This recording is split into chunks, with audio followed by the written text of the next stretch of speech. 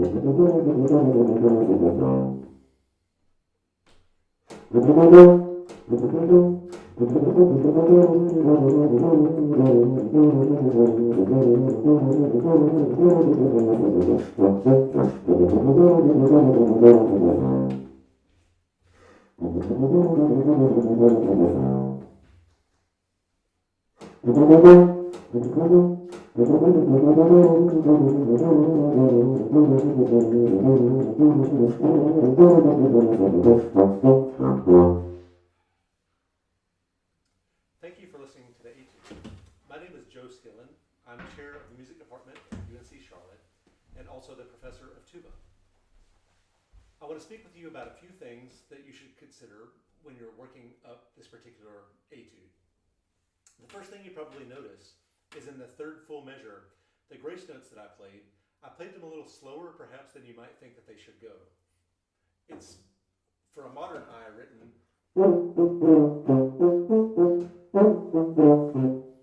but you probably noticed that I played them like 2/16 notes. This would be more in keeping with the style from the time period from which this piece comes, which is the early classical period. You really should play these like 2/16 notes rather than such a quick grace note. So that first phrase with the smoother grace notes as 16ths,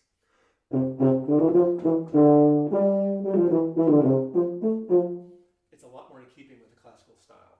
So just think about those grace notes being longer notes, longer upper neighbor notes that make it easier to go. As we go through the piece, the next choice, technically speaking, that you need to think about is whether or not you'll be double tonguing or single tonguing these 16th notes that come after the first multi-measure rest, the 9-measure rest. And speaking of that multi-measure rest, you probably noticed that I didn't keep a strict time in those rests. The judges that are listening to these would rather hear you play after just a reasonable amount of time rather than counting through all those rests. So I'm going to play this single-toned, which is not what I played when I played the solo for you, and show you why I chose to double-tongue. So this is a single-tongue version. It's not bad, but it just, I think, will work a bit better. Double-tongued, starting on the K. Ka-ta-ka-ta-ka-ta-ka-ta. It's just a lot cleaner. So work on that slowly. To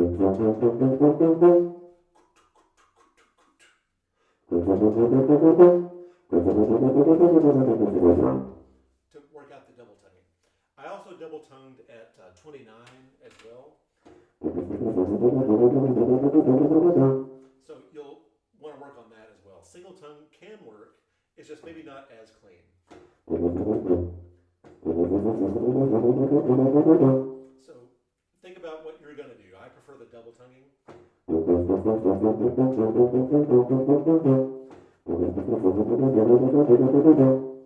So think about that. Next, moving on, a bit before 46, 43 to be exact, take advantage of these moments where you have a singing style. There's not a lot of singing in this particular etude, but when you have a chance, you should do that.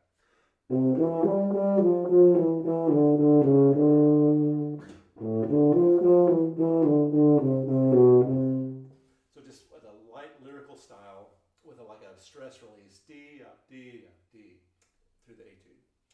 The other thing, just to draw your attention, is the articulation. There's some really nitpicky little things. Just make sure we really hear when you're tonguing and when you're slurring. One of the spots that I'm noticing is maybe starting at 86. So make sure we really hear a clean difference between the slur and the tongue. And then that same thing happens here too. Right, so we hear that last 16th note being tongued.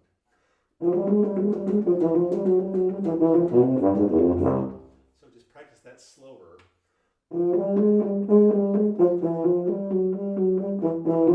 So just practice it so you can really hear that. More singing style, I would suggest you think about these staccato notes at 138.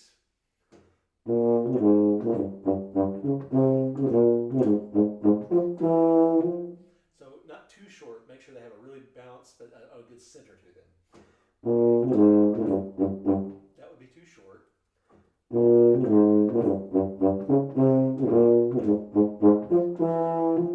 Right, so we're able to hear that. And then lastly, I would just draw your attention to the changes in dynamics. There are a lot of crescendos and decrescendos throughout this, but there also are moments where you have a sudden forte and then a sudden piano. We call this terraced dynamics, and so you want to make sure that you are showing the listener the big difference between the two of those. A very notable example takes place in measure 164, where we have forte and then the same phrase is repeated at a piano dynamic.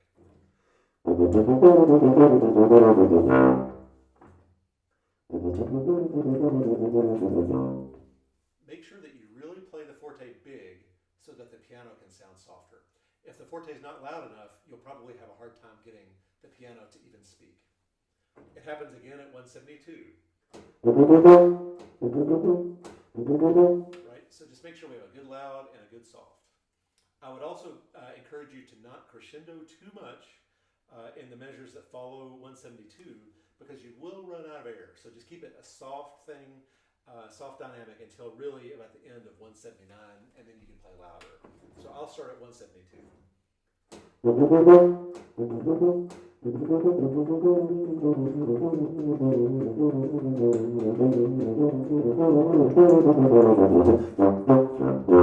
you heard I really just kicked in the dynamics at the end of 179. That's about all you need to do. If you do much more than that, you will run out of air. Okay, with that, I'll just say good luck on your preparation. And one small tip, as you're working on the fast technique, a trick that has worked very well for me and for my students in the past is this idea of playing slowly and then faster. but more specifically, half speed and then full speed. So for example,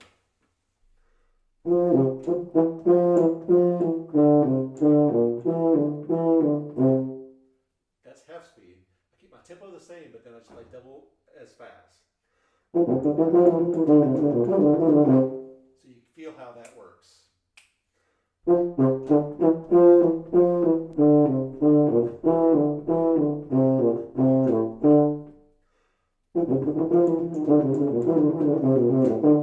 Right? So half speed, full speed can be very helpful. I hope this will guide you in your practice. If you need to reach me, you may do that at jskillen, JSKILLEN, at charlotte.edu. Again, Joe Skillen wishing you the best, and we'll see you soon.